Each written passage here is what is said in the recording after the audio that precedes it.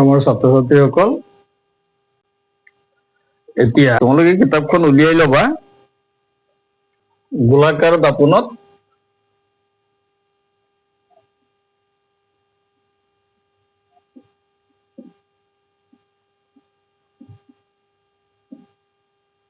প্ৰতিফলনৰ চিহ্ন প্ৰথা।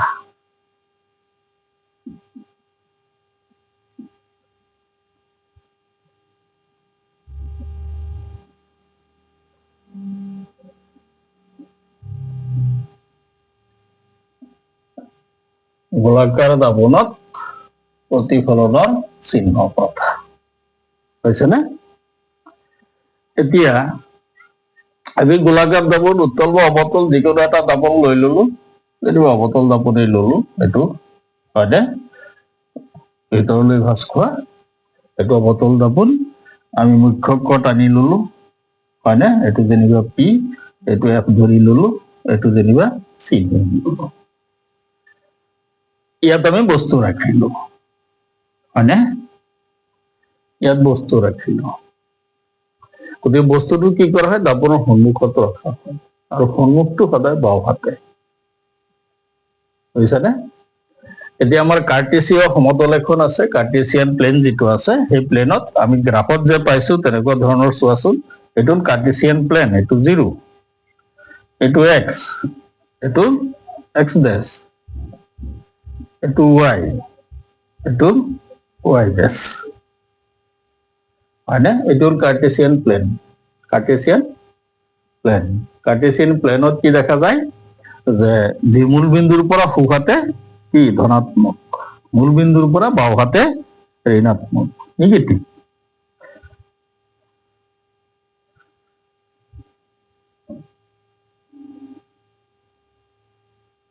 কাৰ্টেছিয়ান সমতলত মূলবিন্দুৰ পৰা বাওঁহাতে, তাৰমানে এক্স মানে কি? এক্স পজিটিভ, হয়নে? আৰু মূলবিন্দুৰ পৰা বাওঁহাতে নিগেটিভ, এক্স ডেছ নিগেটিভ। ওপৰলৈ ৱাই, ৱাই পজিটিভ, তললৈ ৱাই ডেছ মানে ৱাই নিগেটিভ। গতিকে এই কথা অনুসৰি কি কৰা হয়? দাপোনত, গোলাকাৰ দাপোনত চিহ্ন প্ৰয়োগ কৰা হয়। এতিয়া চোৱা, ইয়াৰ পৰা বস্তু ৰাখিলো, প্ৰতিবিম্ব গ'ল, প্ৰতিফলনৰ পিছত এই ফোকাছৰ মাজেৰে আহিলে ফোকাছৰ মাজেৰে, হয়নে? আৰু এটা ফোকাছৰ মাজেৰে গৈ পেলাই দাপোনত পৰিল, ই পেৰালেল ভাৱে গুচি আহিল, হলনে? প্ৰতিবিম্ব এইখিনি গঠিত হল, ওলোটাও হল, হয়নে? এতিয়া এই পিৰ পৰা এইটো হল বস্তু, গতিকে এই দূৰত্বটো ইউৰ দ্বাৰা নিৰ্দেশ কৰা হয়। ইউ, এই দূৰত্বটো প্ৰতিবিম্ব ইয়াত গঠিত হৈছে, হয়নে? গতিকে পিৰ পৰা এই দূৰত্বটো ভিৰ দ্বাৰা নিৰ্দেশ কৰা হয়, ভি। আৰু পিৰ পৰা এফ যিটো, এই দূৰত্বটো স্মল এফৰ দ্বাৰা নিৰ্দেশ কৰা হয়। অৰ্থাৎ ইউটো হৈছে কি? বস্তু য'ত ৰাখিলে, এইটো বস্তু দূৰত্ব। ভিটো হৈছে প্ৰতিবিম্ব দূৰত্ব, ইমেজ লেংথ, প্ৰতিবিম্ব দূৰত্ব। এফ হৈছে ফোকাছ দূৰত্ব, ফোকাছ দূৰত্ব, ফোকেল লেংথ। গতিকে মেৰুৰ পৰা বস্তুলৈ যিটো দূৰত্ব, সেইটো ইউৰ দ্বাৰা নিৰ্দেশ কৰা হয়। প্ৰতিবিম্ব য'ত গঠিত হয়, প্ৰতিবিম্ব অসতো হ'ব পাৰে, পিছপিনে হ'ব পাৰে। যদি আমি বস্তু ইয়াত ৰাখো, ইয়াত ৰাখি এইটো কি হ'ব? তাহলে প্ৰতিবিম্ব কি হ'ব? এনেকে আহিব নে? এনেকে বঢ়াই দিব লাগিব, আৰু এটা এনেকে ফোকাছৰ মাজেৰে যাবনে? গৈ পেলাই ইয়াত লগ লাগিব, হয়নে? ইয়াত কি হ'ব? প্ৰতিবিম্ব গঠিত হ'ব। গতিকে দূৰত্বটো দাপোনৰ আগপিনে হ'ব পাৰে, পিছপিনে হ'ব পাৰে, কিন্তু বস্তুটো ৰখা হয় কি? সদায় দাপোনৰ আগফালে, বাওঁহাতে। বাওঁহাতে ৰখাৰ লগে লগে ইউটো সদায় কি হ'ব? ইউটো সদায় নিগেটিভ, সদায় নিগেটিভ। ইউ সদায় নিগেটিভ হ'ব, বুজি পাইছানে? আনহাতে ভিটো যদি প্ৰতিবিম্ব অসৎ হয়, হয়নে? তেতিয়াহ'লে ভিটো হ'ব নিগেটিভ আৰু অসৎ হলে হ'ব পজিটিভ। গতিকে সেইটো চাইডত হৈছে কাৰ্টেছিয়ান প্লেন মতে, হয়নে?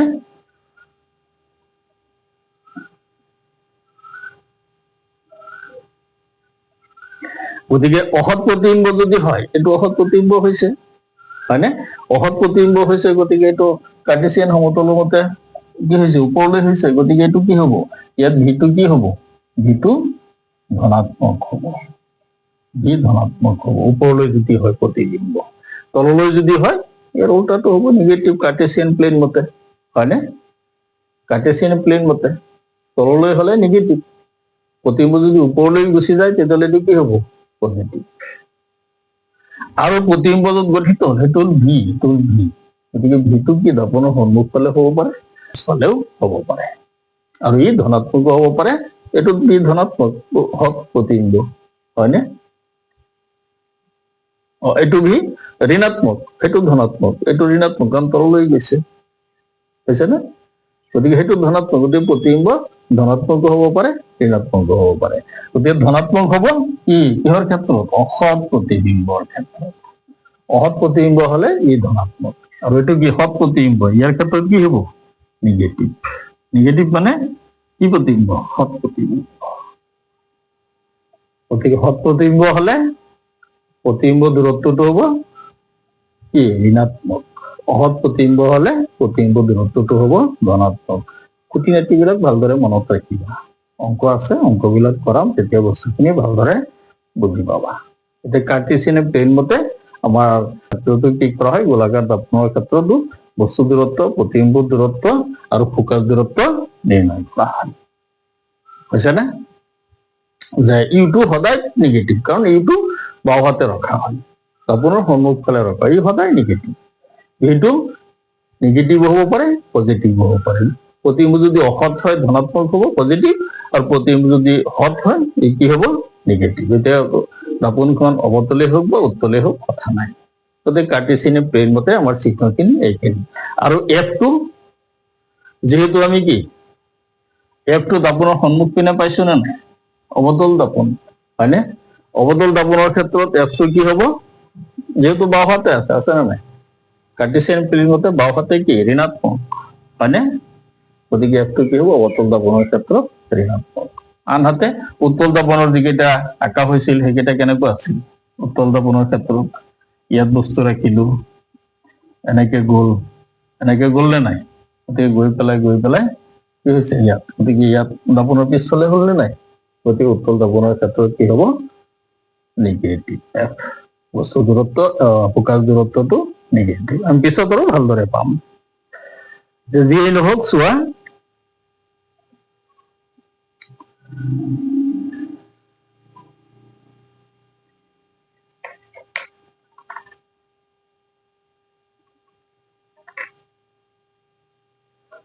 বস্তুখিনি কিতাপত ভালদৰে দিয়া নাই, লাহে লাহে পাবাগৈ। এতিয়া যিয়েই নহওক,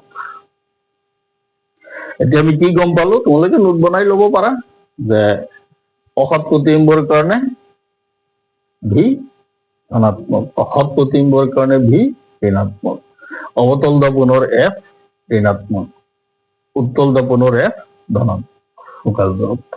তেনেকে মনত ৰাখিলেই হ'ল। অৰ্থাৎ উত্তল দৰ্পণৰ ক্ষেত্ৰত ফোকাছ বিন্দুটো দৰ্পণৰ পিছফালে, কাৰ্টেছিয়ান সমতল মতে সোঁফালে, এক্সৰ দিশত, গতিকে ধনাত্মক। প্ৰতিবিম্ব যদি অসৎ হয় ধনাত্মক, অৰ্থাৎ ওপৰলৈ যাব, ওপৰলৈ যোৱাৰ লগে লগে ধনাত্মক, কাৰ্টেছিয়ান সমতল মতে আহিছে। প্ৰতিবিম্ব যদি তললৈ যায় সৎ, ৱাইৰ ডেছ দিশত গৈছে, গতিকে কি হ'ব? ঋণাত্মক। এই খুঁটি নীতিবিলাক মনত ৰাখিবা, তেতিয়া অংকবিলাক কৰিবলৈ যাওঁতে আমাৰ এই চিহ্নখিনি ভালদৰে জানিব লাগিব, তেতিয়া অংকবিলাক পাৰিবা। এতিয়া চাওঁ আমি যে এইটো বস্তু ৰাখিলো, ইয়াৰ এইটো প্ৰতিবিম্ব পোৱা গ'ল, হয়নে? বস্তুতকৈ প্ৰতিবিম্বটো অলপ ডাঙৰ দেখা গৈছে। এইটো বস্তু ৰাখিলো, হয়নে? এইটো প্ৰতিবিম্ব বহুত ডাঙৰ দেখা গৈছে, বুজিছানে? গতিকে এই ডাঙৰ নাইবা আমি ইয়াত ৰাখিলো, আৰু এটা ৰশ্মি যদি ফোকাছৰ মাজেৰে ইয়াত আঁকি দিওঁ কি হ'ব? পেৰালেলভাৱে গুচি আহিবনে? গতিকে এইখিনি বঢ়াই দি আছো, ইয়াত প্ৰতিবিম্ব। গতিকে এইটো কি ওলাল? এইটো বস্তু, এইটো প্ৰতিবিম্ব, এইটো সৰু হ'ল নে নাই?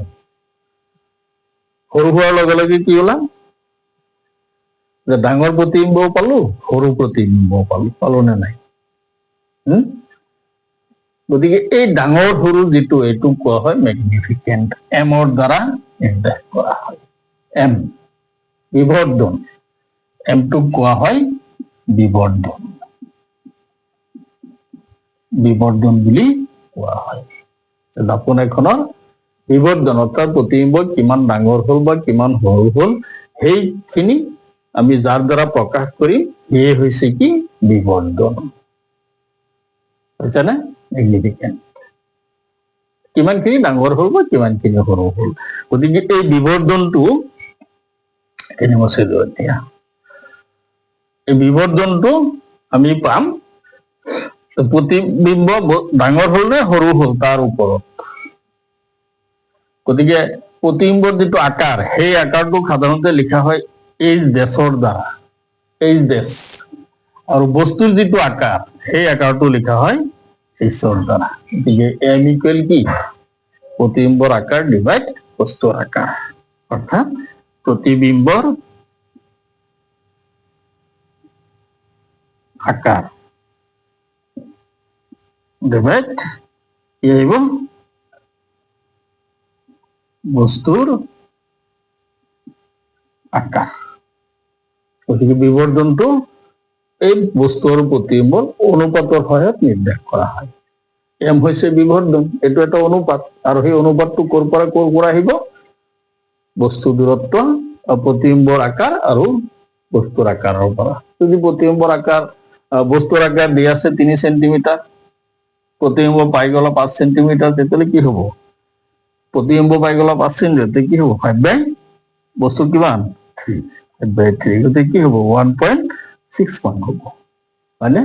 অৰ্থাৎ 1.6 হোৱাৰ লগে লগে কি পোৱা যাব যে বস্তুটো কি হৈছে বস্তুতকৈ প্ৰতিবিম্ব ডাঙৰ হৈছে, হয়নে? বস্তুতকৈ প্ৰতিবিম্ব ডাঙৰ হৈছে। যদি এমৰ মান 1 ওলাই, এম ইকুৱেল 1 ওলাই, তেতিয়াহ'লে প্ৰতিবিম্ব হ'ব বস্তুৰ সমান আকাৰৰ। এমৰ মান লেছ দেন 1 ওলাই, 1তকৈ সৰু ওলাই এমৰ মান, তেতিয়াহ'লে প্ৰতিবিম্ব হ'ব বস্তুতকৈ সৰু। আৰু গ্ৰেটাৰ দেন 1 ওলালে, 1তকৈ যদি ডাঙৰ হয় এমৰ মান, তেতিয়াহ'লে প্ৰতিবিম্ব বস্তুতকৈ ডাঙৰ। অৰ্থাৎ এটা বস্তু মনত ৰাখিলেই হ'ল যে এমৰ মান যদি 1 ওলাই, বিবৰ্ধন যদি 1 ওলাই, তেতিয়াহ'লে প্ৰতিবিম্ব আৰু বস্তুৰ আকাৰ সমান। লেছ দেন 1 এমৰ মান, 1তকৈ সৰু, তেতিয়াহ'লে বস্তুৰ আকাৰো প্ৰতিবিম্বৰ আকাৰো কি হ'ব বস্তুতকৈ সৰু। গ্ৰেটাৰ দেন 1 এমৰ মান 1তকৈ ডাঙৰ, তেতিয়াহ'লে প্ৰতিবিম্ব কি হ'ব বস্তুতকৈ ডাঙৰ। এইটো 1.6 পালো, যেনিবা এইটো 3 সেন্টিমিটাৰ ধৰিলো, এইটো 5 সেন্টিমিটাৰ পালো, ডাঙৰ হৈছে নে নাই? এইটো 1.6 ডাঙৰ হৈছে এমৰ মান। গতিকে ইয়াত প্লাছ মাইনাছো আহিব পাৰে, প্ৰতিবিম্ব 100 কথা আছে, গতিকে প্লাছ মাইনাছ চিনটো প্ৰতিবিম্বৰ আকাৰৰ লগত নাহে, এমৰ সৈতে নাহে। কিন্তু এতিয়া যদি এম দিয়া নাথাকে, তেতিয়াহ'লে এইটোক আমি এনেকৈ সজাব পাৰো যে এম ইকুৱেল পোৱা যাব বস্তু দূৰত্ব আৰু প্ৰতিবিম্বৰ দূৰত্ব দুটা অনুপাত। এম যিহেতু অনুপাত, এতিয়া ধৰি লোৱা তোমাৰ প্ৰতিবিম্ব এটা ৰশ্মি চিত্ৰ এটা আঁকিব দিছে, গতিকে সেই চিত্ৰটো তুমি আঁকিলা, অঁকাৰ পিছত তোমাৰ এম উলিয়াব দিছে, কিন্তু বস্তুৰ আকাৰ দিয়া নাই। বস্তুৰ আকাৰ যদি দিয়া নাই, এম কেনেকৈ উলিয়াবা? এই ক্ষেত্ৰত আমি বস্তু দূৰত্ব আৰু প্ৰতিবিম্ব দূৰত্বৰ যিটো অনুপাত, সেই অনুপাতৰ সহায়তে উলিয়াই দিব পাৰিম। যেনিবা প্ৰতিবিম্ব দূৰত্ব কি দ্বাৰা নিৰ্দেশ কৰা হয়? ভিৰ সহায়ত, হয়নে? ভি। বস্তু দূৰত্ব কি? ইউৰ দ্বাৰা। ইউটো সদায় কি নিগেটিভ, গতিকে তাৰ আগত কি চিন আহিব? মাইনাছ। গতিকে এম ইকুৱেল কি আহিব? প্ৰতিবিম্ব দূৰত্ব বাই বস্তু দূৰত্বৰ যিটো অনুপাত, সেই অনুপাতটো হ'ব এম। আমি অংকবিলাক কৰিবলৈ যাওঁতে ভালদৰে বস্তুখিনি চাই দিম। গতিকে খুঁটিনাটি বস্তুবিলাক ভালদৰে মনত ৰাখিবা, তেতিয়াহে পাৰিবা। একো নাই, বেলেগ একো নাই, অলপ মেইন বুকটো ভালদৰে পঢ়িবা, তেতিয়াই আহি যাব। এতিয়া আমাৰ হ'ল না এইখিনি যে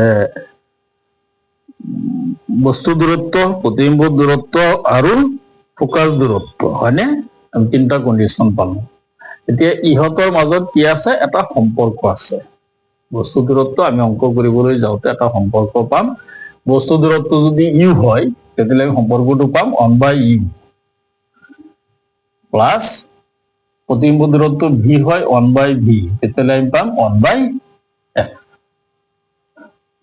অর্থাৎ এটা হল বস্তু দূরত্ব, এটা প্রতিবিম্ব দূরত্ব আর এটা ফোকাস দূরত্ব,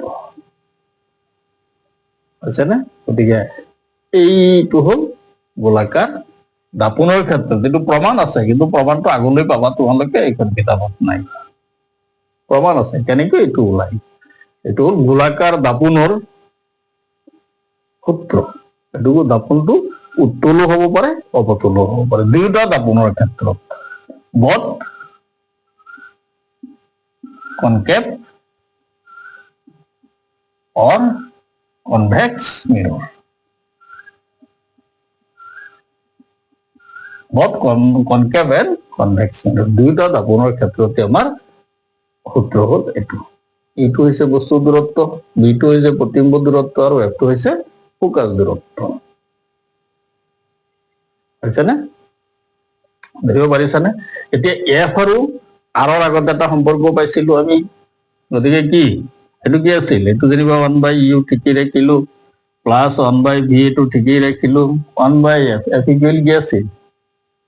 এফ ইকুৱেল সূত্ৰ এটা পাইছিলো আমি, এফ ইকুৱেল r/2 পাইছিলো নে? r/2 পাইছিলো। গতিকে ইয়াত যদি আমি এফৰ মান বহুৱাই দিওঁ r/2, তেতিয়াহ'লে কি হব? 2/r। আৰটো স্মল হব পাৰে, কেপিটেল হব পাৰে। গতিকে এইটোৰ সহায়তো কি কৰিব পাৰি? উলিয়াব পাৰি। কিন্তু এইটো দিয়া নাই। যদি ফোকাস দূৰত্ব দিয়া আছে ডাইৰেক্ট এতিয়াত বহুৱাই দি দিলা। ধৰি লও ফোকাস দূৰত্ব দিয়া নাই, আৰ ইকুৱেল দিয়া আছে যেনিবা 6 সেন্টিমিটাৰ, হয়নে? তেতিয়াহ'লে ইয়াৰ পৰা তুমি এফ উলিয়াই ল'বা, কি হব? r/2 6/2 ইকুৱেল কিমান হব? 3 সেন্টিমিটাৰ। এফ পাই গ'লো, ডাইৰেক্ট এফ বহুৱাই দি দিলা। কিন্তু সূত্ৰ এইটো আহে, আৰৰ সৈতে যদি হয় সম্পৰ্কটো, তেতিয়াহ'লে এইটো আহে 1/u plus 1/v equal 2/r। তো তুমি আরো দরকার নাই, 1/f। আর দিয়া থাকিলে f উলিয়াই ললেই হল, 2ৰে হৰণ কৰি, তেতিয়া হৈ যাব। অংকবিলাক আছে, অংকবিলাক চাবা, চাই দিম। এতিয়া আমি কি কি আলোচনা কৰিলো? সৎ অসৎ প্ৰতিবিম্ব, হয়নে? অসৎ প্ৰতিবিম্ব বিলাক কি হয়? কাৰ্টেছিয়ান সমতল মতে সদায় ধনাত্মক হয়, হয়নে? আৰু সৎ প্ৰতিবিম্ব বিলাক কি হয়? সদায় ঋণাত্মক হয়, কাৰণ তললৈ যায়, উল্টা হয়। বস্তু দূৰত্ব কি? ধনাত্মক ইউ2 সদায় নিগেটিভ, ভি2 যদি অসৎ হয় কি হব? ধনাত্মক, সৎ হলে ঋণাত্মক, হয়নে? আৰু দূৰত্বটো এইটোৰ ওপৰতে আহিব। আমি প্ৰব্লেম সলভ কৰিবলৈ যাওঁতে বস্তুটো ভালদৰে বুজি পাম। আৰু এফটো কি হব? অৱতল দাপোনৰ ক্ষেত্ৰত কি হব? ধনাত্মক, হয়নে? আৰু উত্তল দাপোনৰ ক্ষেত্ৰত ঋণাত্মক। উত্তল দাপোনৰ কি? পিছফালে পোৱা যায় ফোকাস দূৰত্ব। ফোকাস বিন্দুটো এফটো কি? উত্তল দাপোনৰ পিছলৈ থাকে, গতিকে এইটো কি? ঋণাত্মক হৈছে। আৰু বিবৰ্ধন পালো এম, বস্তুৰ আকাৰ আৰু প্ৰতিবিম্বৰ আকাৰ আৰু বস্তুৰ আকাৰৰ যিটো অনুপাত, তাৰ পৰা পোৱা যায় এম ইকুৱেল h'/h, বা ইয়াক আমি লিখিব পাৰো -b/u। বস্তুৰ আকাৰ প্ৰতিবিম্বৰ আকাৰ দিয়া নাথাকিলে বস্তু দূৰত্ব প্ৰতিবিম্ব দূৰত্বৰ পৰা বিবৰ্ধনটো উলিয়াব পাৰি। এমৰ মান যদি 1 হয়, এমৰ মান 1 হলে প্ৰতিবিম্ব বস্তুৰ সমান, হয়নে? প্ৰতিবিম্ব বস্তুৰ সমান হয়। লেস দেন 1 হলে প্ৰতিবিম্ব বস্তুতকৈ সৰু, গ্ৰেটাৰ দেন 1 হলে প্ৰতিবিম্ব বস্তুতকৈ ডাঙৰ। মনত ৰাখিবা। যে সমতল দাপনৰ ক্ষেত্ৰত প্ৰশ্ন এটা সোধে যে সমতল দাপনৰ ক্ষেত্ৰত m = 1 হলে কি বুজি পোৱা? সমতল দাপনৰ ক্ষেত্ৰত সদায় m = 1, কাৰণ সমতল দাপনে সদায় বস্তুৰ আকাৰ সমান আকাৰৰ প্ৰতিবিম্ব গঠন কৰে। গতিকে সমতল দাপনে সদায় m, গতিকে m = 1 বুলিলে কি বুজা? তেনেকে সুধিব পাৰে যে m মানে বিবৰ্ধন, m = 1 হোৱাৰ অৰ্থ হৈছে প্ৰতিবিম্বৰ আকাৰ বস্তুৰ আকাৰৰ সৈতে কি হয়? সদায় সমান হয়। সেইটোৱে, প্ৰতিবিম্বৰ আকাৰ বস্তুৰ আকাৰৰ সৈতে সদায় সমান। এইটো সমতল দাপনৰ ক্ষেত্ৰত হয়। আৰু অৱতল দাপনৰ ক্ষেত্ৰত এটা কণ্ডিশ্যনত হয়, যদি বস্তু ভাস্কেন্দ্ৰত ৰখা হয় তেতিয়াহ'লে প্ৰতিবিম্বৰ আকাৰ আৰু বস্তুৰ আকাৰ কি হয়? সমান হয়। হ'ব, তোমালোকৰ ফৰ্মেটটো এইকেইটা ভিডিঅ'ত দি থাকিম। 15 টকা ফিজটো দি পেলাই জইন কৰিবা, 15 টকাত হোল কোৰ্চটো কৰিবা। গতিকে আজিৰ ভিডিঅ'ত ফৰ্মেটটো দি দিম। এতিয়া কেইটামান ভিডিঅ' দি থাকিম, তোমালোকে যদি কৰিবৰ ইচ্ছা কৰা, যদি ভাল লাগে, ভাল পোৱা কৰিবা। আৰু তেতিয়া মোৰ ফোন নম্বৰটো দি দিম, তাতে দিয়া হৈ আছে ভিডিঅ'। সেই ফোন নম্বৰত হোৱাটছআপত মেছেজ পঠিয়াই দিবা। তাৰপিছত মই একাউণ্ট নম্বৰটো দি দিম, পইচাটো পেড কৰি দিবা, পিছত গ্ৰুপত জইন কৰি দিম। আৰু এটা নিৰ্দিষ্ট পৰ্যায়ত ইলেকশ্যনৰ পিছত এটা নিৰ্দিষ্ট সময়ৰ পৰা ক্লাছখিনি কৰি যাম। হোৱাটছআপ গ্ৰুপত এনেকে ক্লাছবিলাক কৰি যাম, এতিয়া A to Z কৰি যাম। মেথছৰ কাৰণে 1500 পৰিব গোটেই কোৰ্চ। সায়েন্স কৰা সায়েন্সৰ কাৰণে 15 টকা পৰিব। পইচা বৰ বেছি নহয়, 150 টকা মাহত হলেও 18 টকা পৰে। এনেই টিউচনত কিমান 6-7 হাজাৰ টকা লাগি যায়। গতিকে ইয়াত কিমান দিছো? মাত্ৰ 1500 টকা। তাতে সামান্য পইচা, মাত্ৰ 2 এটা সৰঞ্জাম যোগাৰ কৰিবৰ কাৰণে দিছো। তোমালোকে যদি ভাল পোৱা তাহলে কৰিবা। মোৰ হোৱাটছআপ নাম্বাৰ দিয়া আছে, গতিকে তাত তোমালোকে পঠিয়াই দি দিবা। এটা পিছত কৰাম বুলি কৈছিলো, কিতাপখন মডিফাইড হৈছে, কিতাপখন চাই লওঁ, তাৰপিছত মেথছৰ ক্লাছখিনি আৰম্ভ কৰিম। এতিয়া এই পোহৰটো কৰি আছো, সেইটো পদাৰ্থ বিজ্ঞান। বিজ্ঞানৰ ভাগ 3টা, গম পোৱা, এটা জীৱ বিজ্ঞান, এটা পদাৰ্থ বিজ্ঞান, এটা ৰসায়ন বিজ্ঞান। এইটো হ'ল পদাৰ্থ বিজ্ঞানৰ ফাৰ্ষ্ট লেচন, পোহৰ।